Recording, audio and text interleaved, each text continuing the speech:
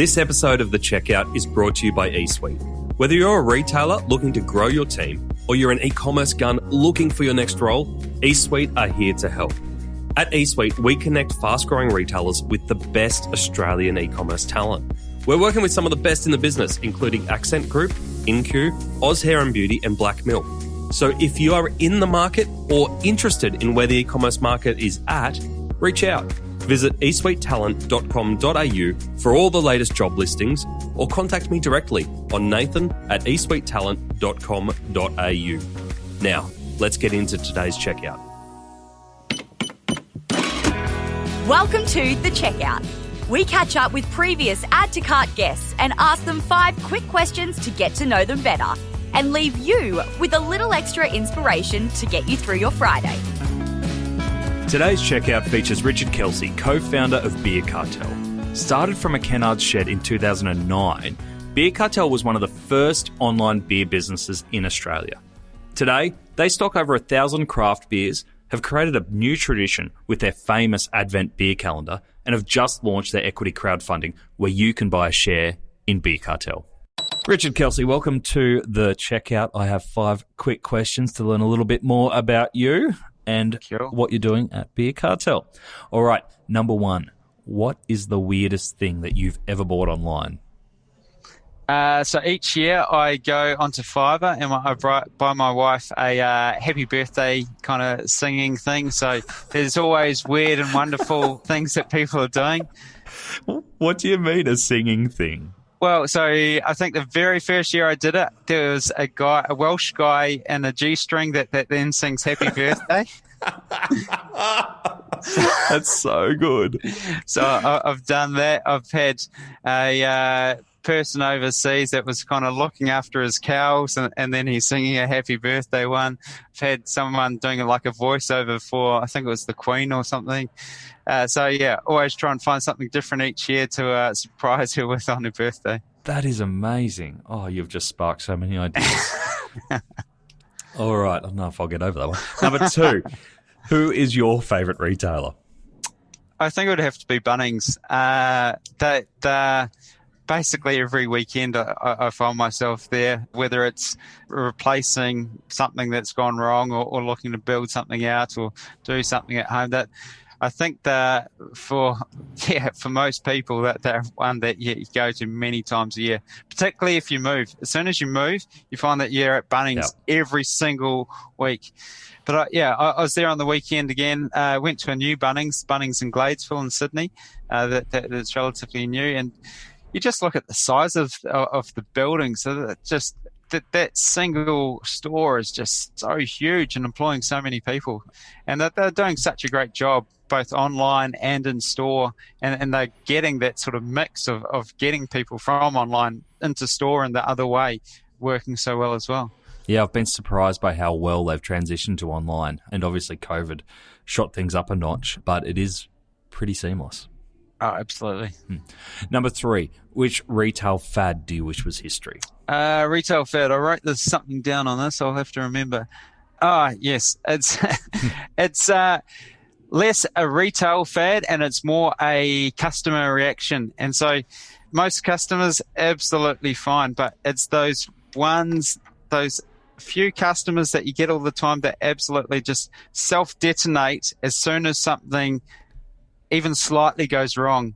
All of a sudden that the parcel that they ordered didn't get picked up or something happened and straight away you've got a 1-star review and you're the absolute worst person possible. Half the time you actually find that the customer made a little mistake and put in the wrong address or something else. But it's just the how quickly they'll react in a negative way and just make a huge song and dance about it. So yeah, it's funny how it happens and I'd love it to vanish, but I think it's possibly here to stay. What's been your best tactic to turn a customer from being really worked up into an advocate again? I think it's just getting in contact with them and just talking to them. You can't go aggressive on them and just try and relate to them. Almost show them that there's a human on the other end of this.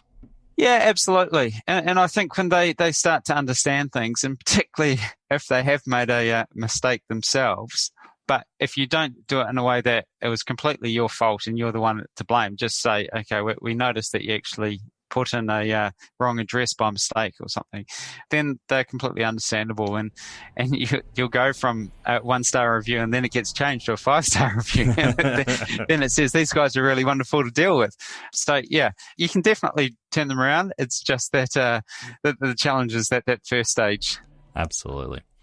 All right, number 4. Can you recommend a book or a podcast that our listeners should immediately get into?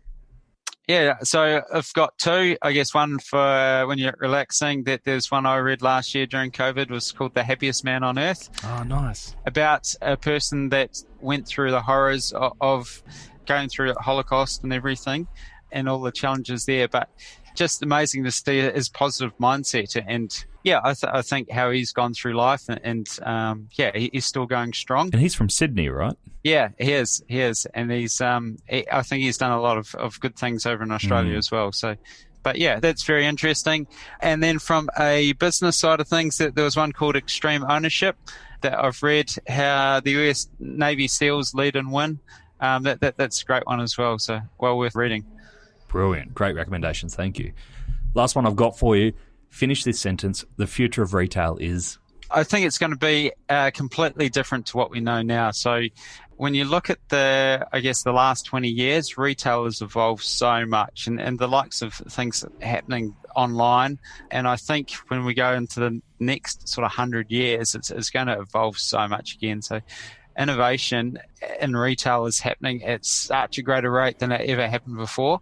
And there's so many new things that are taking off. So, I mean, even if we go back 5 years ago, buy now, pay later, the kind of concept wasn't really around. So there's just so many different changes. And I think it's going to continue to change in so many different ways. Any crazy technologies you've got a keen eye on? Nothing specifically at the moment. From an e-commerce point of view, we're doing a lot of sort of merchandising stuff and just making sure the right products are showing in the right category.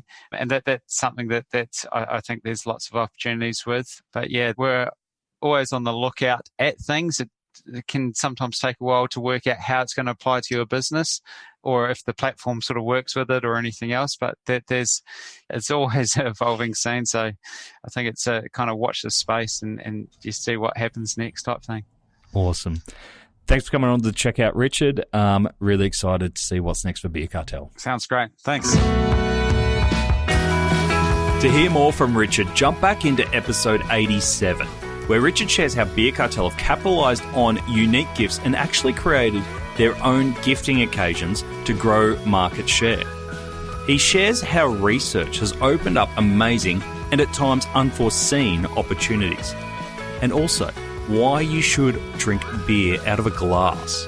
No more drinking beer out of cans or bottles, you uncouth bogans. Thanks for listening, and until next time, keep adding to cart.